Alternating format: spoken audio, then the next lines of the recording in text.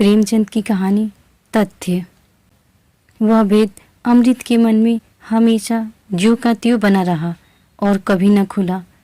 न तो अमृत की नज़रों से, न उसकी बातों से और न रंग ढंग से ही पूर्णिमा को कभी इस बात का नाम को भी भ्रम हुआ कि साधारण पड़ोसियों का जिस तरह बर्ताव होना चाहिए और लड़कपन की दोस्ती का जिस तरह निभाव होना चाहिए, उसके सिवा अमृत का मेरे साथ और किसी प्रकार का संबंध है या हो सकता है।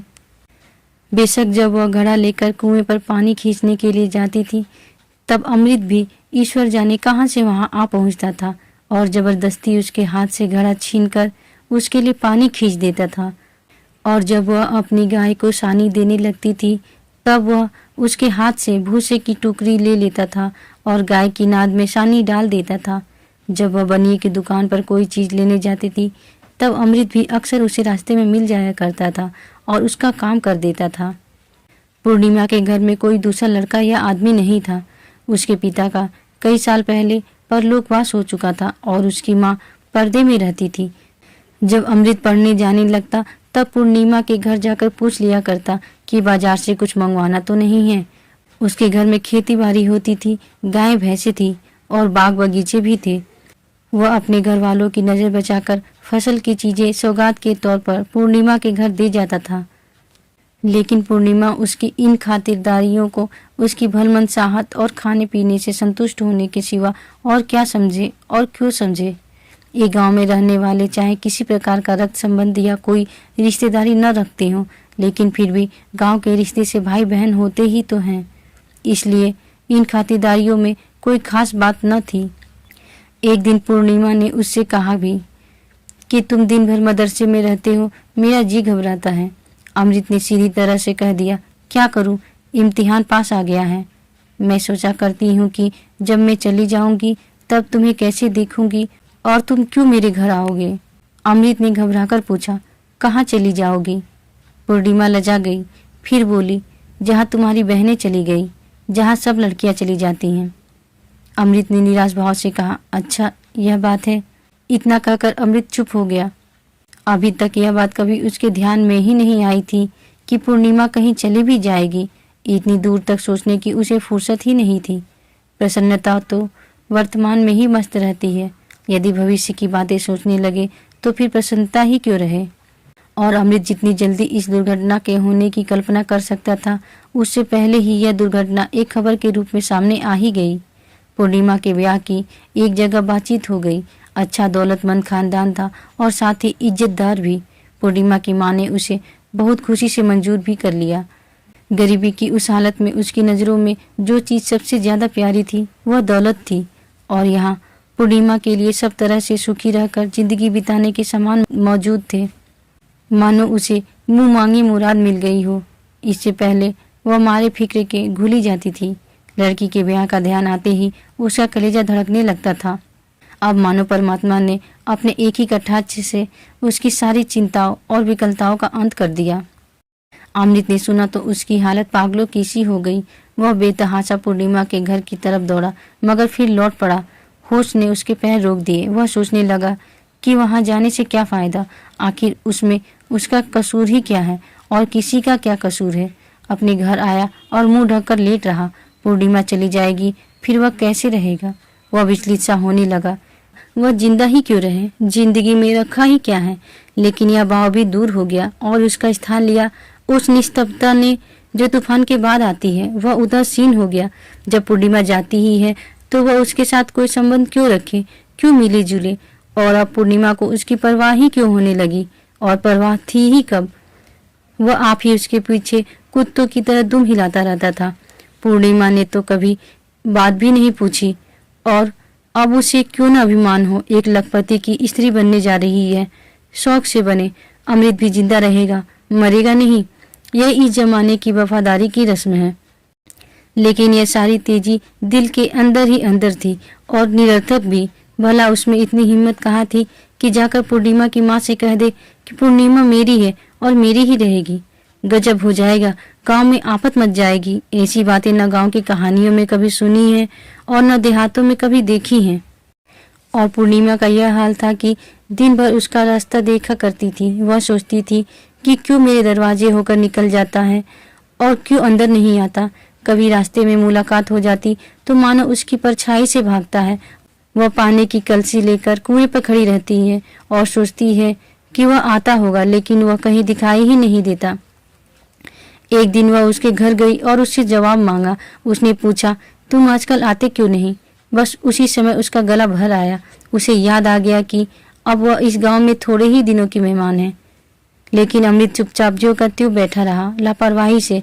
उसने सिर्फ इतना कहा, इम्तिहान पास आ गया है, फुर्सत नहीं मिलती। फिर कुछ ठहर कर उसने कहा, सोचता हूँ कि जब तुम जा ही रही हो। वह कहना ही चाहता था कि तो फिर अब मोहब्बत क्यों बढ़ाऊं, मगर उसे ध्यान आ गया कि बहुत मूर्खता की बात है। अगर कोई रोगी मरने जा रहा है तो क्या इसी विचार से उसका इलाज छोड़ दिया जाता है कि वह मरेगा ही? इसके विपरीत जो जो उसकी हालत और भी ज्यादा खराब होती जाती है, त्यों तो लोग और भी अधिक तत्परता से उसकी चिकित्सा करते हैं। और जब उसका अंतिम समय आ जाता है तब तो दौड़ धूप की हद ही नहीं रहती। उसने बात का रुख बदल कर कहा, सुना है वह लोग भी बहुत मालदार हैं। पूर्णिमा ने उसके ये अंतिम शब्द सुने ही नहीं या उनका जवाब देने की जरूरत नहीं समझी। उसके कानों में तो जवाब का पहला हिस्सा गूंज रहा था। उसने बहुत ही दुखपूर्ण भाव से कहा, तो इसमें मेरा क्या कसूर है? मैं अपनी खुशी से तो जा नहीं रही हूँ, जाना पड़ता है इसलिए जा रही हूँ। यह कहते कहते मारे लज्जा के उसका चेहरा लाल हो गया। जितना उसे कहना चाहिए था शायद उससे ज्यादा वह कह गई थी। मोहब्बत में भी शतरंज किसी चालें होती हैं। अमृत ने उसकी तरफ इस तरह देखा कि मानो वह इस बात की जांच करना चाहता है कि इन शब्दों में कुछ अर्थ भी है या नहीं। क्या अच्छा होता कि सभी आंखों में आर पार देखने की शक्ति होती। इस तरह तो सभी लड़कियां निराश भाव से बात करती हैं, मानो ब्याह होते ही उनकी जान पर आ बनेगी। मगर सभी लड़कियां एक न एक दिन अच्छे अच्छे गहने और कपड़े पहनकर और पालकी में बैठकर चली जाती हैं। इन बातों से उसको कोई संतोष नहीं हुआ। फिर डरते डरते बोला, तब तुम्हें मेरी याद क्यों आएगी? उसके माथे पर पसीना आ गया। उसे ऐसी बेढब शर्मिंदगी हुई कि जी चाहा कि कमरे से बाहर भाग जाऊं। पूर्णिमा की ओर देखने की भी हिम्मत नहीं हुई, कहीं वह समझ न गई हो। पूर्णिमा ने सिर झुकाकर मानो अपने दिल से कहा, तुम मुझे इतना निर्मोही समझते हो? मैं बेकसूर हूँ और मुझसे रूठते हो? तुम्हें इस समय मेरे साथ सहानुभूति होनी चाहिए थी। तुम्हें उचित था कि तुम मुझे ढाढ़स देते, और तुम मुझसे तने बैठे हो। तुम ही बतलाओ कि मेरे लिए और कौन सा दूसरा रास्ता है? जो मेरे अपने हैं वही मुझे गैर के घर भेज रहे हैं। वहाँ मुझ पर क्या बीतेगी, मेरी क्या हालत होगी? क्या यही गम मेरी जान लेने के लिए काफी नहीं है जो तुम उसमें अपना गुस्सा भी मिलाए देते हो? उसका गला फिर भर आया। आज पूर्णिमा को इस प्रकार दुखी और उदास देखकर अमृत को विश्वास हो गया कि इसके अंदर भी एक छिपी हुई वेदना है। उसका ओछापन और स्वार्थपरता मानो कालिक बनकर उसके चेहरे पर चमकने लगी। पूर्णिमा के इन शब्दों में पूरी सत्यता थी और साथ ही कितनी फटकार और कितना अपमान भी भरा हुआ था। जो पराए हों उनसे शिकायत ही क्यों करे? अवश्य ही ऐसी अवस्था में उसे पूर्णिमा को ढाढ़स दिलाना चाहिए था। यह उसका कर्तव्य उसे बहुत प्रसन्नता के साथ पूरा करना चाहिए था। पूर्णिमा ने प्रेम का एक नया आदर्श उसके सामने रख दिया था और इसका विवेक इस आदर्श से बचकर नहीं निकलने देता था। इसमें संदेह नहीं कि प्रेम भी एक स्वार्थ त्याग है, परंतु बहुत बड़ा और जिगर को जलाने वाला है। उसने लज्जित होकर कहा, माफ करो पूर्णिमा, मेरी भूल थी, बल्कि बेवकूफ़ी थी। पूर्णिमा का ब्याह हो गया। अमृत जी जान से उसके ब्याह के प्रबंध में लगा रहा। दूल्हा अधेड़ था, तोंदल और भोंडा था और साथ ही बहुत घमंडी और बदमिजाज भी था। लेकिन अमृत ऐसी तत्परता से उसकी खातिरदारी कर रहा था कि मानो वह कोई देवता हो और उसकी एक ही मुस्कुराहट उसे स्वर्ग में पहुंचा देगी। पूर्णिमा के साथ बातचीत करने का अमृत को अवसर ही नहीं मिला और न उसने अवसर निकालने का कोई प्रयास किया। वह पूर्णिमा को जब देखता था वह रोती ही रहती थी और अमृत आंखों की जबान से जहाँ तक हो सकता था बिना कुछ कहे ही उसे जितना ढाढ़स और तसल्ली दे सकता था वह देता था और उसके प्रति सहानुभूति दिखलाता था।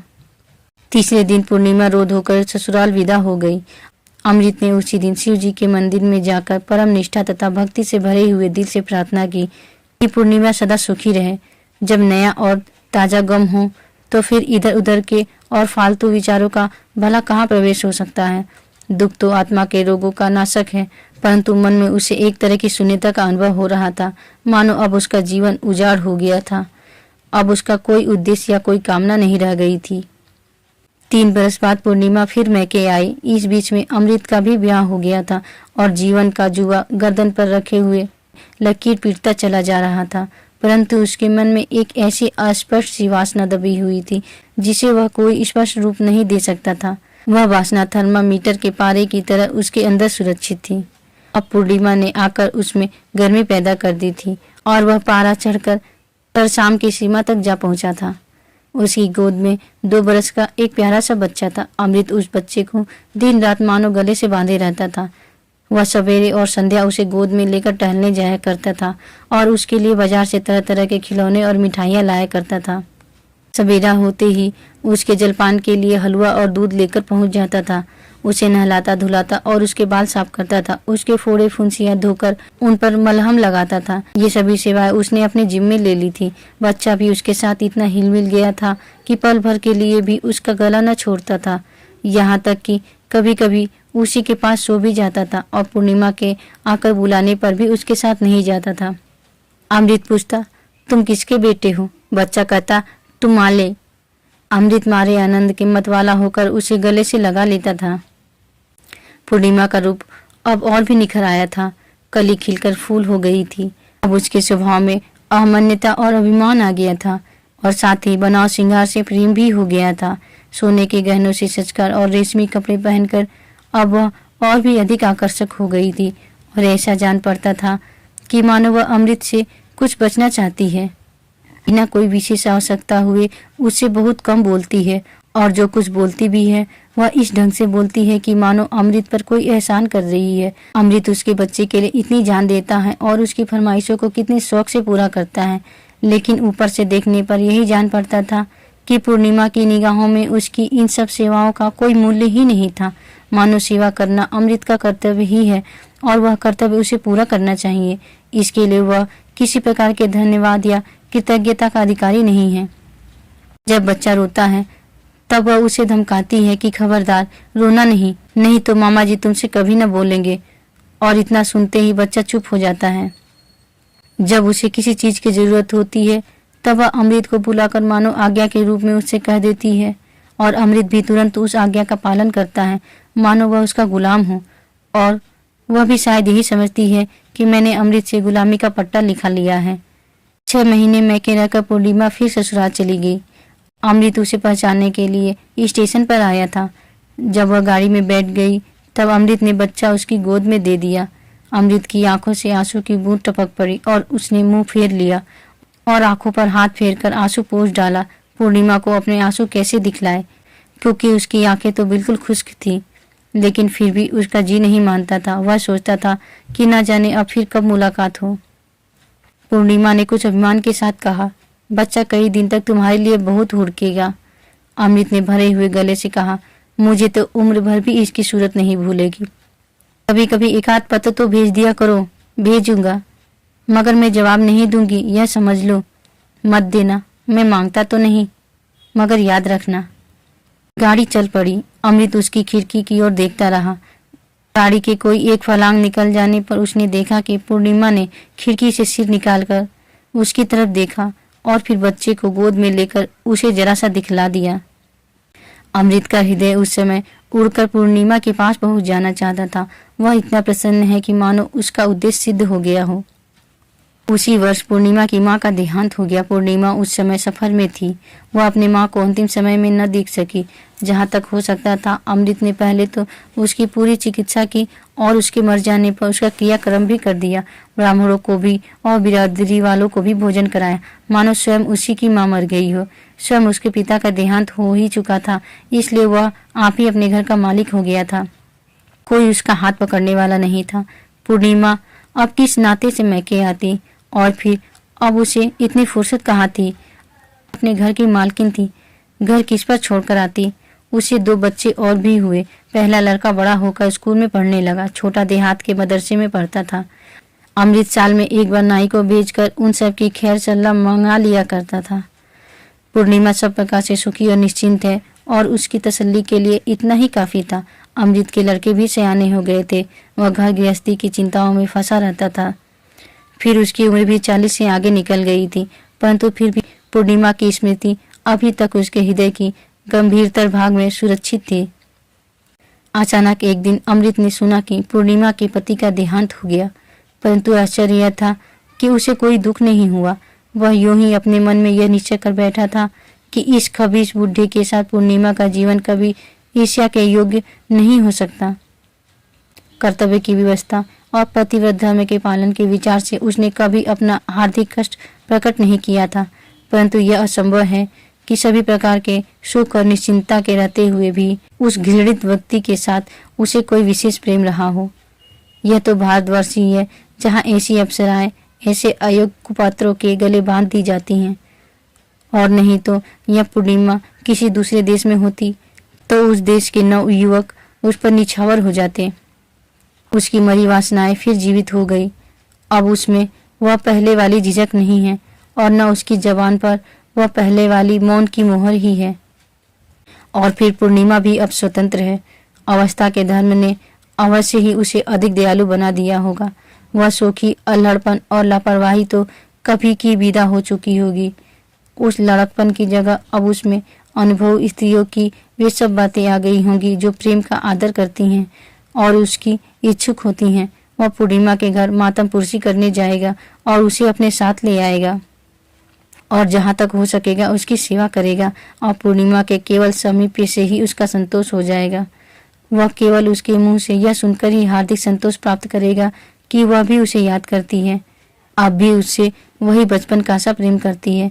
20 साल पहले उसने पूर्णिमा की जो सूरत देखी थी, उसका शरीर भरा हुआ था, गालों पर लाली थी, अंगों में कोमलता थी, उसकी खिंची हुई ठोड़ी थी जो अमृत के भरे हुए कुंड के समान थी, उसकी मुस्कुराहट मादक थी। बस उसका वही रूप अब भी बहुत ही थोड़े परिवर्तन के साथ उसकी आंखों में समाया हुआ था, और वह परिवर्तन उस एकांत की आंखों में उसे और भी अधिक प्रिय जान पड़ने लगा था।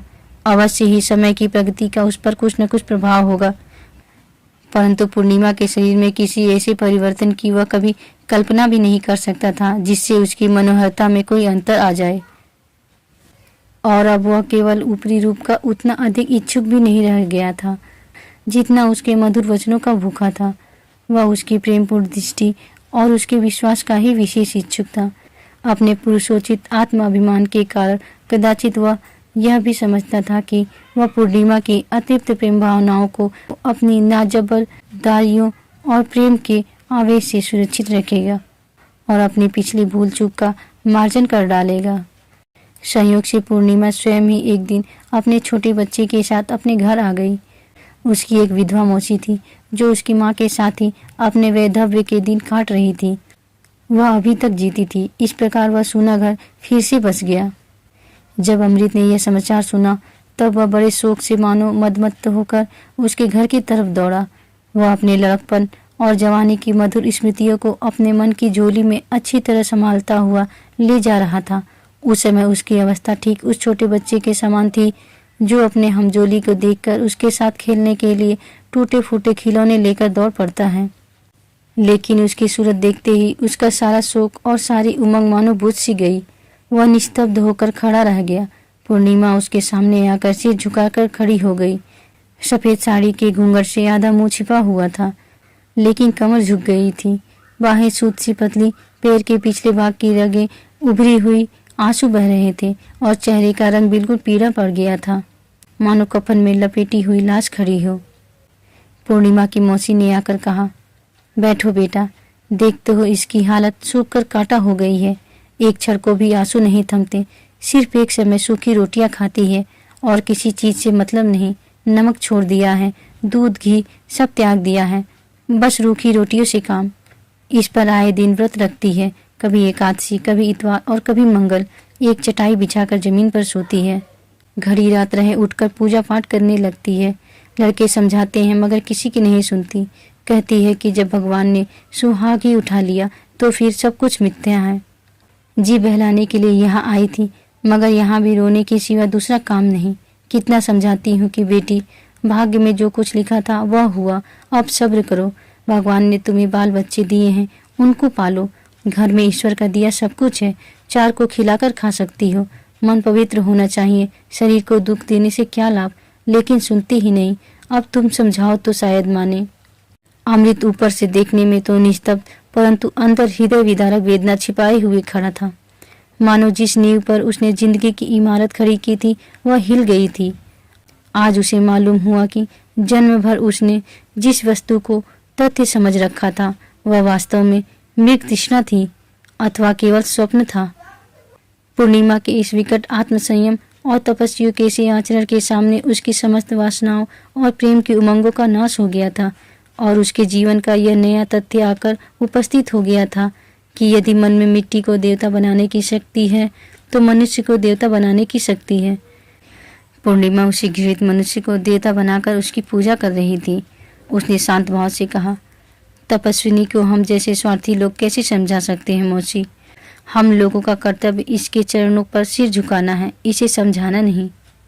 पूर्णिमा ने मुंह पर का घूंघट हटाते हुए कहा, तुम्हारा बच्चा तुम्हें अभी तक पूछा करता है। फिर मिलेंगे दोस्तों अगली कहानी के साथ। राधे राधे।